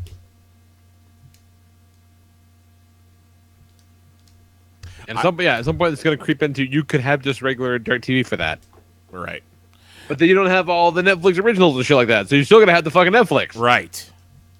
I feel like Netflix, at this point, unless they lose their ass big time as far as content goes, I feel like I'm going to have Netflix for years. Yeah. I don't necessarily see Hulu sticking around on my dashboard, but that they're supposed to start Hulu Live TV soon. That might be a game changer. And that's a cool interface too. But then I've seen the beta. I've been in the beta. It's neat. It's interesting, talking about this Disney deal is sure they'll have their own streaming service, which will probably have a lot of exclusives, but you ever go through Netflix and Hulu or any of your other streaming services and notice that you see a lot of the same shit across the different platforms? Sure, yeah. You're going to have overlap. I don't think, unless they pull their shit from everybody. I don't know if they'll pull their shit from everybody. They might limit what shit the other services get, and their Disney streaming service will essentially be the vault. That's what they need to call it, the Disney Vault. Yeah, we had to we had to follow Tarzan from Netflix to Hulu because Jack fucking loved that Tarzan movie. And one day it was gone, and all that was left were the shitty DVD sequels. Oh no! I'm like, I'm not watching this shit. And then I found it on Hulu by happenstance. And I'm like, thank God, it was Phil Collins. Jose and I worked at the AMC theaters at Disney.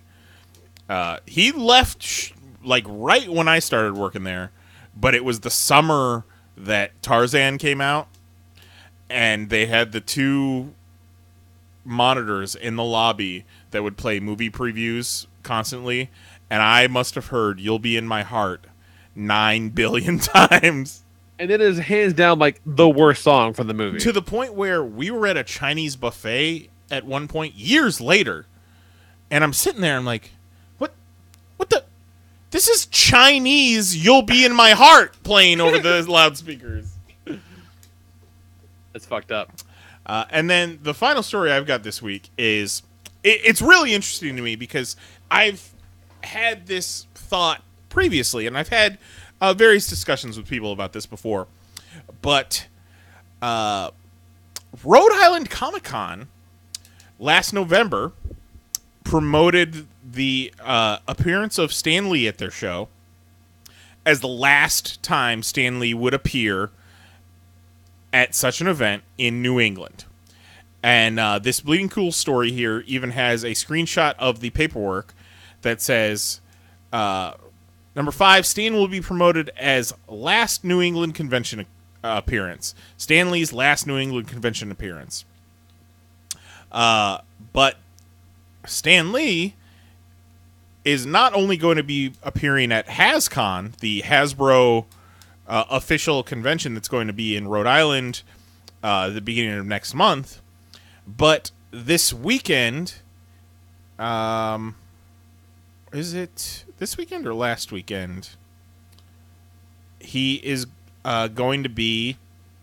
Oh, it was this past weekend. Meet Stan Lee at Boston Comic-Con, his final East Coast appearance. Yeah. So Rhode Island is suing Stan Lee's management because it's not HasbroCon's fault. It's not Boston Comic-Con's fault.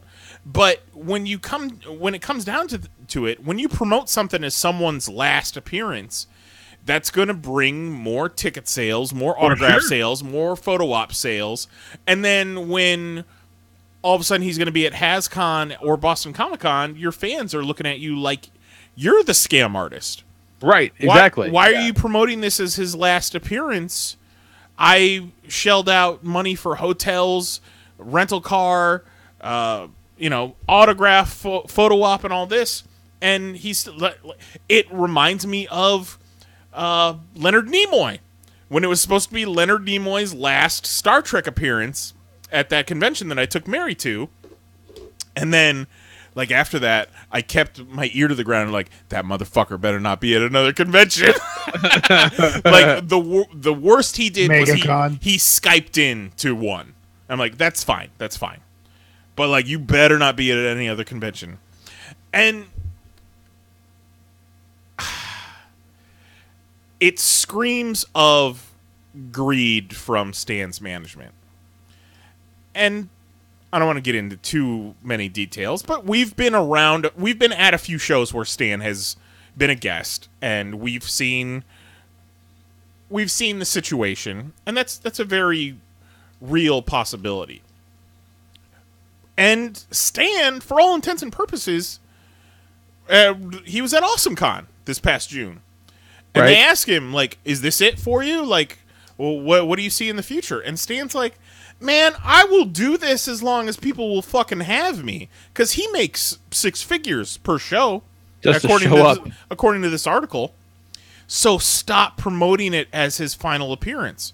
Because I remember he was supposed to have his last Midwest appearance at C2E2 like 3 years ago. Yeah. It was supposed to be his last New York Comic Con last year, I think. Yeah, I remember because Nicole got me that photo op with him a couple years ago for my birthday. The last C2 went to, actually. And then, like, the next year was like, oh, this is his last one coming up. And I even thought to myself, oh, well, cool. I'm glad I got to have that. Like, is it a matter of his management is just thinking he's about to kick the bucket any moment, so they can promise it'll be his last appearance, and then he doesn't... The fine print is quite possibly. The letters like... This could be the last one, Yeah, that's fucked up. Yeah, I kind of, not for nothing, but I hope they get something, some class action, whatever. 'Cause that's bullshit. The thing that's going to come out of this is he's just going to have to stop, and or quit doing that shit. Quit saying that it's the last one. Then put your money where your fucking mouth is. It's a shame, man. If he likes doing it, then let him do it. And stop promoting it as, this is it. This is the end-all, be-all. Right. But if it's getting to the point where you have to promote it as it's his last event because he's getting up there in years and you're not sure if he's going to be able to hack it or not, just leave the guy at home. He lost his fucking wife. Yeah. Well, maybe now more than ever, he needs to get out and go to these conventions. Keeps himself busy. He's 1,000,000 years old. Right. Yeah, but imagine what condition he would have been in if he wasn't doing these. That's my point is... Yeah. Maybe, I can see that. Maybe we need to call an audible and be like, hey, just let him keep doing these conventions. It keeps him busy, keeps his mind occupied, lets him meet people who love him. He's not sitting at home alone. I'm sure he has family, but he's not sitting at home missing his deceased wife. Yeah, that's a fair point. But also stop promoting it as his last show, goddammit. Oh, yeah, I got no beef, man. I hope he does do it until he fucking dies. I mean, good for him, but... Unless... Well, what's the insurance policy if he happens at a show? Well, I mean... They all, in their fine print, when you buy a ticket, they're all like, hey, card subject to change, essentially. I mean, if he dies at a show, I don't feel like the show organizer has any liability unless he gets hit with a forklift or something. Oh, God. Jesus, that's so dark. I feel like the most poetic way for Stan Lee to leave this mortal coil would be to be at a convention, have his main stage panel, packed fucking room, everybody's cheering for him, he has a great time, great panel, he gives his Excelsior. He pumps his fists in the air. He thanks the crowd. He walks off stage, goes behind the curtain, drops dead right there and then. Yeah, that's and credits. That's the final scene of the Stanley biopic right there. Starring Mark Harmon. Dr. Mark Maron. Mark Maron. Mark Harmon. Completely different Mark. Fucking the star of Summer School. Right, he was in Summer School, right? He's the guy from NCIS, Mark Harmon. Yeah. Oh, that's great. So that's it. Right on. Lee, you want to talk about comic books? Because I bet you Jose and I have a lot of comic books to talk about. I bet you do. I got TV talk, motherfuckers. All day, every day. The problem with comic books is the ink comes off on your hands. Every time you turn the page, you have to wash your hands. What do we got? Okay, so the first issue of this First Strike came out from IDW. It's the big Hasbro Universe event book with the G.I. Joes and your Transformerses and your Micronauts and all that shit. Which is fine. Cool. It looks great. It does a really good job of setting up the story. But it spoils a reveal from Revolutionaries 8. And Revolutionaries 7 comes out tomorrow. So Are they new at this making comics thing? Jesus. Like, I mean, to be fair, they are new at the shared universe thing for sure. But like, the reveal is that the bad guy, the fucking Baron Ironblood or some shit, I don't know. The bad guy they've been chasing throughout the Revolutionaries book so far is Joel Colton. You know, the G.I. Joe. Which they killed an alien posing as Joe Colton during the last story, the Revolution one. So like, you know, someone mentions that this guy is Joe Colton, and I'm like, wait, what? And the little bubble at the bottom is like, for details, see Revolutionaries number 8. And I'm like, did that come out? What the fuck? Like, how did I miss that? And I'm like, no, bitch, the last one was 6. I'm like, that's not cool. So yeah, that part kind of sucks. But otherwise, it's great. I got a beef with it. It's fun. Uses all the characters pretty well. The last issue of Transformers Until All Are One came out, and it's a really good ending. Great Windblade Starscream story. I think they're going to do there's an annual to kind of tie up the loose ends, but the book is kind of effectively canceled, which I do hate. But the same writer is now writing the First Strike book, so it's Marguerite Scott. Man, she makes damn good Transformer stories. There's a good bit in here where they talk about, you know, it's all kind of it's a battle in the mindscape as, you know, Windblade's mind's being taken over by this evil Decepticon god figure, whatever, and Starscream goes in to save her. And as this guy's beating the shit out of Starscream, every time he punches Starscream, his body changes, like one of his, you know, previous, you know, shells, bodies he's had. And it's all about, like, you know, how Starscream never really had a identity of his own, and, like, you know, it's this fucked up, like, you know, lack of self-esteem and PTSD from Megatron that makes him constantly, like, literally reinvent himself. Like, wow, that's kind of cool for this goofy robot book. Good for you guys. Pretty great. But it was good. It was really good. That Defenders book, man, Bendis and David Marquez are doing is just, they're doing the fucking Lord's work over there. Like, it's next level. It is beautiful like you don't see in comics. It's gorgeous to look at. And even they do the same scene in this issue as was in a couple issues ago in the Spider-Man book, the Miles Morales Spider-Man book. And I love when they do that shit in comics. Like if you read, you know, things by multiple comics from the same writer, you can see the same thing from different angles. Love that shit. That's great. That's why I love comic books. And he's having a blast with it, and it's obvious. It's very cool. Last thing I'll talk about is this Mr. Miracle book that came out. Mr. Miracle #1, written by Mr. Tom King, with art by, I believe it's Mitch Gerards. Yeah. And I don't know shit, really, about Mr. Miracle and the New Gods and all that stuff. I mean, he's only been around, like, in bit parts, and, like, you know, his thing is he escapes shit, and he has a really weird Kirby costume. And that's cool. That's fine. But, like, this book opens with him on the bathroom floor wearing, like, part of his costume with his wrist split open, bleeding out on his bathroom floor. Oh, God. Yeah, that's like the second page, this double-page spread of him bleeding out, you know. And they bring him to the ER. They bring him back, and you watch his wife kind of bring up. They're the next several pages are about his recovery, and then Orion comes into his house and just beats the shit out of him, I guess, and then there's a bit where he goes on a talk show and he's like, hey, I just wanted to see, I just skip all this stuff. It's like, I want to see if I can escape death. And then the host guy's like, so did you? And he's like, I don't know, maybe. He was like, that's fucked up, And it's all, there's a call to arms at the end about this, battle against Darkseid, but he gets all fucked up about whether he can or can't go, and then Barda smacks the shit out of him, and they go. It's really good. It's super Nugazi and Kirby-y and shit like that, but it's super accessible for a guy who knows shit about that. I'm really excited about it because I was so on board with what he did with Vision and what he's doing with Batman that I'll be anything he writes. So I'm interested to see how this works out. It's cool. I would recommend it to anybody who just likes cool shit. It's good. Yeah, that's all I got. We're talking about. What you got, Knize? Nothing except, as you were talking about the Defenders, I remembered that the Defenders comes out Friday on Netflix. Yeah, it does. So that's cool. And then as I was thinking about that, more ants? No, Nicole made...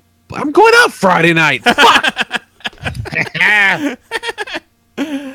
Oh, you poor boy. So I was scrolling through Twitter and I saw a headline for the Defenders. Scott Glenn joined Stephen King's Castle Rock series. Have you heard about this, Lee? Yeah. So it's a Hulu series based on Stephen King's Castle Rock, which is a fictional town in Maine. Yeah, a lot of his books take place in or around there. Yeah, and apparently it's going to be like a Stephen King multiverse show. Essentially what you kind of explained Dark Tower was to me. Yeah, I think so. Yeah, like kind of like an anthology thing. That's nuts. Bill Skarsgård, who plays Pennywise in the new It movie, is going to be in the cast. That's could actually kind of genius. Pennywise be on TV? That's nuts. That's kind of genius. I like that. It says, what was the line that I just read that I thought was fucking nuts? It's going to touch, allude, reference, or otherwise flat out depict all kinds of stuff from King's novels. So if you're a Stephen King fan at any level, there's no telling who might turn up alive or dead. That's cool. I like that. That's crazy stuff, man. That's very cool. There were all kinds of cool Stephen King throwbacks in the Dark Tower movie too. I like. Right. Like they had one promo that leaned on that, but like I was talking to you at Mahoney's, all these people are trying to make shared universes, and they didn't lean on that more for Dark Tower. Yeah, like the entire crux of the Dark Tower leans itself to that so much. It's so weird they didn't do it. But like they there's like a lady walking her dog, and it's a big ass, Saint Bernard. You know what I mean? Right. So they're like a Kudo dog, and he's the kid Jake's in his room playing with his buddy, and his buddy's got he's this big, red Chevy. It's Christine. He's playing this big Christine car or whatever. Right. Shit like little things like that are really cool. Just winks and nods. Yeah, there's a shot in the trailer where Roland or the kid is standing in this forest, and there's this big dilapidated archway that says Pennywise on it. Yeah. And that it's not like they're trying to make a shared universe happen. That's part of the Dark Tower. It already exists. Exactly. Yeah. It already exists. So I can't believe that they didn't utilize that because of shared universe fatigue, because it wasn't until The Mummy came out that people were like, all right, we need to chill on these fucking shared universes. Yeah. But it's like when you get a Dark Tower book, even like today, like by the paperbacks or whatever, it's like, okay, these are Dark Tower books. There's the 7 of those. And then below that on the second page or whatever, it's like, and here are all the books that like tangentially touch upon this world. There's like 30 fucking books that like in some way like kind of just cradle the balls of what's going on. It's kind of there. It's pretty cool. It's nuts stuff. Yeah, that's it for me. What'd you watch on TV, Jose? Persons of Interest. We're getting there. Oh no, it's pretty good. I didn't know it was fucking grandma. Yeah, created by Christopher Nolan's brother. Cher's taste in TV shows is apparently the same. Like, she shares a Hulu with my parents. like it's straight up like nursing home TV you guys watch. It's Jesus Batman running around protecting people. To be fair though, like Persons of Interest, they promoted at New York Comic Con. Like they had a panel for it every year, so you know, it's good. It's pretty good. It's got some filler episodes, but when it's on track with the story's pretty good. Oh, have you seen any of Amy Acker yet? The biggest star in China? She's all over the show. Yeah? She's a big fucking character. Like, she came in way earlier than I thought she was going. Isn't she like one of the main villains or something like that? Is she one of the people of interest? She was the good guy. She came off as a bad guy. They both kind of had the same intent. They just didn't know it, and they were going against each other. But we were best friends all along. The chick that the first time they meet, she kind of has her handcuffed and semi-tortured. Yes, the brunette, Sarah Shockey. Yeah, and now they love each other. Spoiler alert: something happened, but a kiss happened before that. So it's about to go down. So this whole adventure of Persons of Interest is waiting for this Les moment. Because every episode she's like, I don't think it's happening. Are you sure? And then I'm like, no, it's coming. It's coming. And like at every possible, it's like, is this it? Is this it? And when it finally happened, we fucking explode. Persons of Interest is responsible for so many sexual awakenings in China. That's so funny. It's so weird how things take off. A fucking line that went out to the food court. Imagine that. Imagine that, people. And we've seen the Beatles. We've seen Walking Dead in its fucking heyday, hype. Yeah, you know, where the following year they put up barricades because of their panel the previous year. And then the next year they were at Madison Square Garden. Yeah, fuck Jesus Christ. But Amy Acker, a line that had a line that went to the fucking food court. These chicks pushed security guards, shoved them out of the way when they were told there's no more room. They said, we will make room by moving you, and I will take your spot in this place. It's funny. We're working on a video for the next Shanghai Comic-Con, and they've got one entertainment guest, and it's that Matthew Balmer guy who was he on the show White Collar? Okay, sure, yeah. He's a very Superman-y looking guy, and he's like their one main celebrity guest. And I'm just thinking to myself, like, what? Why are they even bothering? They should have just got fucking Amy Acker again. They should call it Amy Acker Shanghai Comic-Con. Shanghai Express. So there's 5 seasons where season 4 around episode 13, and there's 23 and 4, and then there's 13 and 5. Oh, cool. Like, this is all information that we could use. So I'm just saying, that's where we're at. So we're almost done with it. And then after that, we're going to fight through Lost. She's like, man, I don't even remember what the fuck's going on. We're going to have to restart that. And I said, nope. Nope, we're picking up where we left off. I'll tell you what happened. They have those previously on Lost recaps.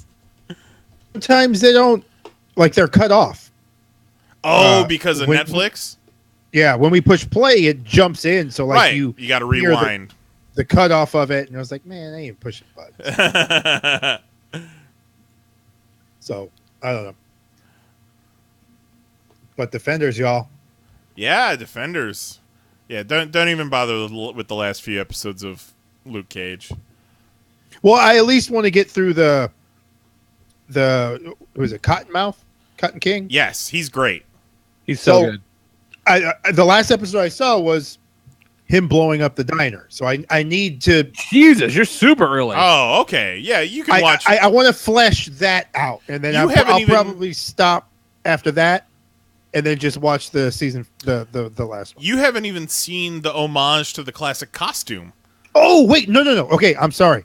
That's the last one we saw because I remember that when he had the little helmet thing on. Okay, so you have seen that. Saw was the prison flashback. But Cottonmouth is still alive. Yeah. Oh man. Yeah. So I haven't seen what happens with that. So then after Defenders and you guys finish up Lost, you guys gonna watch some Quincy Medical Examiner next? Maybe some Columbo. Murder She Wrote. The Kojak remake with Ving Rhames. Oh, I forgot about that. Man, I had to Google search Jack Klugman to make sure I got the Quincy name right. Persons of Interest, though, it's pretty good. You guys should watch The Following with Kevin Bacon. That show's actually great. And the concept is amazing. Yeah, I like that show quite a lot. I just feel like you guys should catch up on all the shows that they promote at New York Comic Con that don't exist anymore. Next, you should watch the Pete Holmes Show. The biggest fucking banner ever. It took over the spot that the Walking Dead banner was every year. Oh man, just think about how many Haitian hurricane damaged houses are being their roofs are being covered by Pete Holmes banner right now. Oh God. As they're running around in Cavs championship shirts and Atlanta Falcons Super Bowl hats. Oh God, I bet you some of those Atlanta Falcons Super Bowl hats had sweat stains on them from dudes actually wearing them at the game. Lightly worn. Sports. Lightly. Fuck. All right, let's call it. Dead at 12:01. Play the music. Yeah. Copyright Dingus is in the book. Episode 389. Copyright Dingus. Fucking hell.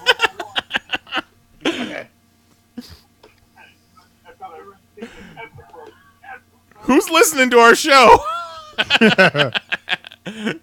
It's the past calling in. Lee, are you that far behind us? Are you even there, Lee? I'm back now. Okay. I'm fucking Chrome updated, and it closed all my shit, and my YouTube window came back up. So I'm good now. I'm all right. I see. Stupid Chrome. No, I take that back. I'm sorry. I love you, Chrome. It's funny. So because my mic audio wasn't working on the YouTube stream last week, I did have to re-upload the show to YouTube because it was at least 5 minutes where you couldn't hear me. Yeah, it was awful. It was terrible. And then Jose talking over the entire break music.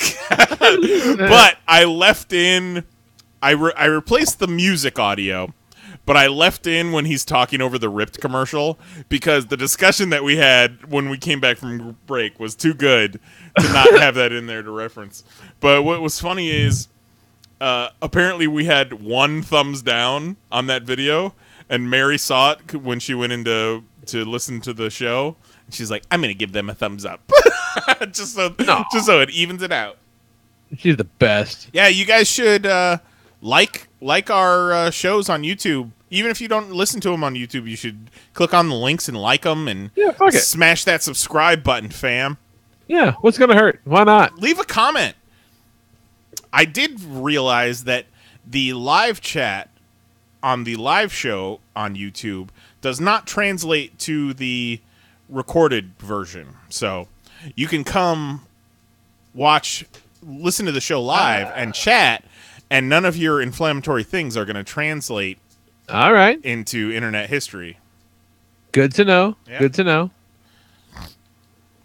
What the fuck on? All right. You hear that, Robbie? Yes. I guess Robbie Wrist isn't going to make it this week, so we'll try again for next week. That's fine. You're next week. Keep hope alive. You It'll be all right. You need to get in touch, Robbie, before Kelly Harris has to bury you live on air. Don't want that. Pizza Guy's got 3 minutes. Uh-huh. All right. Let's call it. Good time. Good show. Let's do it again next week. That's a good plan. I like that idea. Yeah. Talking Defenders. What's that? Talking Defenders next week. Oh, God damn it. I'm so excited about Defenders. Some SummerSlam. I'm so excited. Man, fuck SummerSlam. It's all Defenders all the time.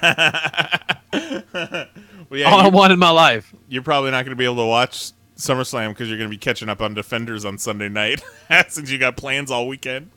I'm never watching SummerSlam. It's fine.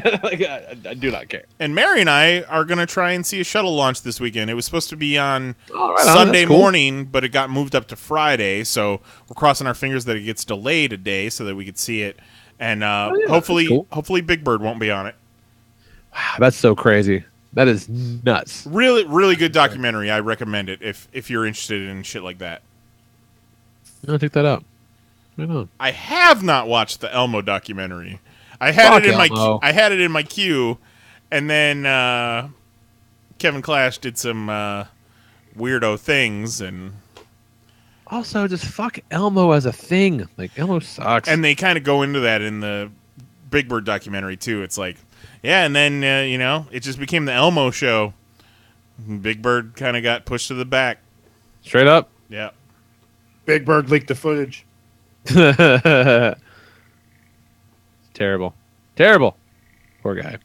All right. Yeah. Let's do it again next week. Email us popcast@PanelsOnPages.com or leave the voicemail by calling 616-951-1POP and we'll play them. Kelly be back next week to regale us with Adventures of Midnight comic book retailing. Which I don't want to do that. Oh, I'm glad he's doing it. Somebody's got to. I'm sure it'll go fine. But what if a bunch of like alt-right dudes come in there to buy Batman comics? Oh God, gross! I don't want to think about that. They should just be like quietly, get the fuck out of here. It'll be good stories though. Oh, it'll be a great story. That's for damn sure. Gross. Super fucking gross. Get him. Yeah, man, that's it. So for Jason Nines, Jose Guzman, and Kelly is out there somewhere. I'm the Lord Reverend Rodriguez. We'll talk to you guys next week at 10 p.m. Eastern, 9 p.m. Central at youtube.com/panelsonpages. So yeah, night, kids. Love you. Goodbye.